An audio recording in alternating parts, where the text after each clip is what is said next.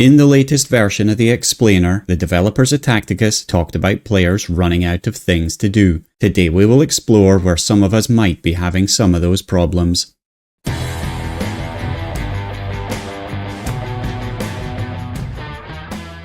As a year-old player, I had noticed recently that I was starting to struggle in certain areas of Tacticus, so I spoke to some of my guildmates about this struggle and discovered that quite a lot of our mid-level players are also having the same struggle. And what is the struggle? Well, we've got to the point where we're unable to really progress in a satisfying way. New characters are being released, but we are unable to level them because of the time it takes us to get through our current goals in the game. So today I will dive a little bit more into this problem, using my current goals and issues as an explanation of some of the problems mid-level players are having. But perhaps you might be wondering if this is just an isolated issue with my guildmates and I. Well, I wasn't sure that was the case, which is why I'd been holding off on making this video. But then this curious little comment was sneaked into the explainer from the developers of Tacticus. It said, "We see you, people who feel like they're at the limit of their things to do. Be sure to defend us in public when the next few updates are focused on things already in the game and not big new modes or features." And I think that describes the problem we have really well. Although this comment is very vague and doesn't really identify a problem exactly, I'm going to talk about where we are with the limit of things to do.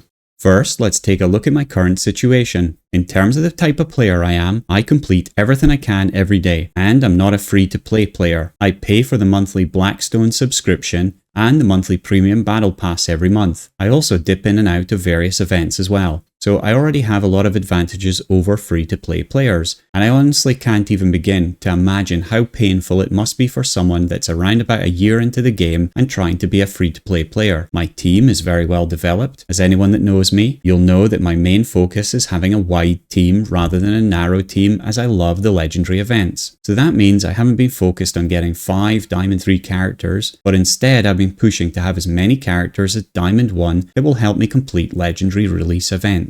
So right now I have 19 Diamond 1 or higher characters, but only 1 Diamond 3 character. Alongside this, I have another 28 Gold 1 or higher characters. So I really do have a good team already for what I'm trying to do.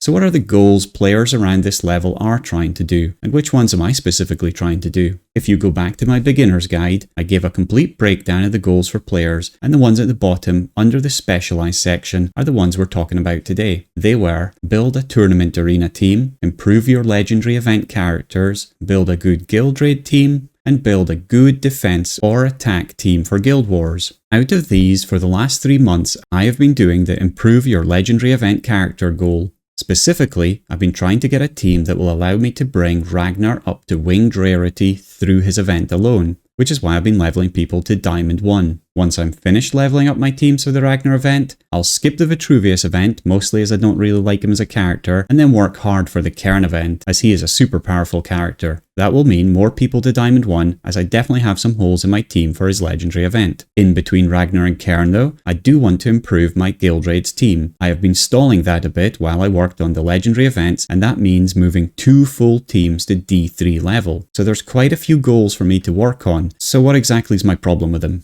Well, the issue simply is something I spoke about in a video not too long ago. It takes too long to gather XP tomes in order to level my characters, and so I don't feel like I'm making progress in a satisfying way, and I'm just putting together a leveling plan for 3 to 6 months at a time, grinding all the daily missions and events, and then, well, waiting for something to come off. If we look at my current leveling plan, which covers the next 2 goals, which are finish Ragnar and get 2 guild raid teams together, it looks like this, and based on collecting upgrades alone, it'll take me until December to get there. But of course that doesn't tell the whole story. As we saw in my video called Does Leveling to D3 Take Too Long? It takes nearly 2 months to take a character from level 35 to level 50, and I have a bunch of them I need to do. This is of course without anyone I want to level for Cairn, so if I add in those characters, it's probably going to be Easter next year at least until I get there. It means that I have a lot of characters like poor Ragnar here. In fact, I have over 20 of them, and I'm sure I could push that number to 30 without really trying. For all of them, I have the first 3 upgrades completed, but I'm waiting on the XP to get the next 3. If I check my XP tomb situation? Well, I have none, and haven't for months now. I use them as soon as I get them, and that is not only with buying the premium battle pass that gives me a lot of XP tombs, I also actually have a full set of winged characters that get me passive shards for the rogue trader, and so I get a lot more from there too. That is quite disheartening in one simple way. I don't feel like I have any micro goals that I can really be working on. If I'm not pumping all my XP into my biggest troops, then everything really slows down, and I fall further and further behind those who are going super narrow with their teams. But for those going narrow and those going wide, this still means that a lot of the new characters that are simply not being leveled and played as much as we would want them to. Even with them being slightly easier to upgrade, they still take the same 2 months to go from Stone 1 to Diamond 3 as everyone else due to their XP tombs. And we can see this in real detail if we look at the last 30 characters released, which takes us all the way back to the start of 2023. From those characters, I have 6 that are at Diamond level, 5 that are at Gold level, and 19 that I've basically not touched at all. All these new fun characters for the last year and a half that have been released are not getting any real playtime at all. This is why you'll see the same characters over and over in Arena, and why the game can feel incredibly stale at this point. It's really disappointing for the new characters that have been so incredibly well built, like the Tyranids, Admechs, and especially World Eaters.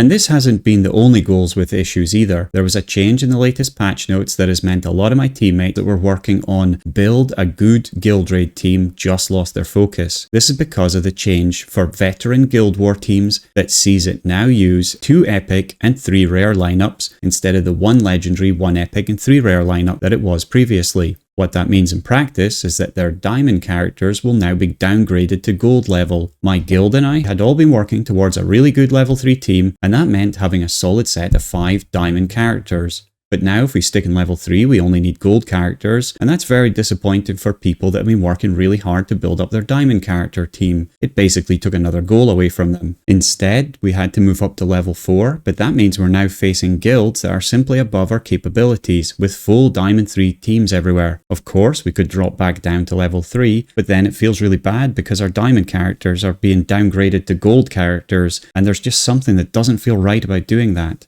So what could be done to improve the situation? Firstly, I want to make it clear that I do believe the longevity of these last goals is absolutely brilliant in a strategy game like this. I've said it before that this really feels like an amazing campaign game that takes such a long time to build up your troops and get ready for events while working with your guild on different goals. I wouldn't change that part of the game at all, except maybe tweaking it so that it doesn't take me an infinite amount of time to level all the new characters we get to D3. But generally, it's excellent to have these long-term goals. So for me, it's the moment-to-moment micro goals that we're really missing. How can I focus on my younger troops while also focusing on my older troops? And I feel there needs to be a bigger separation here with the XP tombs. I would add in something similar to the orb and ability badge systems, where XP tombs can only be used for troops at that rarity. So for example, Manuals of War are only usable by common troops, going up to Codex of War only being usable by legendary troops. I would then add a similar forge system to the orbs and ability badges so that if you really wanted to use your XP tombs on your highest level troops, you still could. But otherwise this would encourage you to use your tombs at the correct level, and that'll help you to focus on leveling different characters as you go. Of course, I'm sure there are a lot more possibilities for change that could be brought into the game to help with adding more micro goals to the player's journey through Tacticus. And so if you were the developers, what would you be adding here? Are you stuck without things to do, or are you fine and just enjoying the journey? I would love to hear your thoughts on the topic. Let me know in the comments below.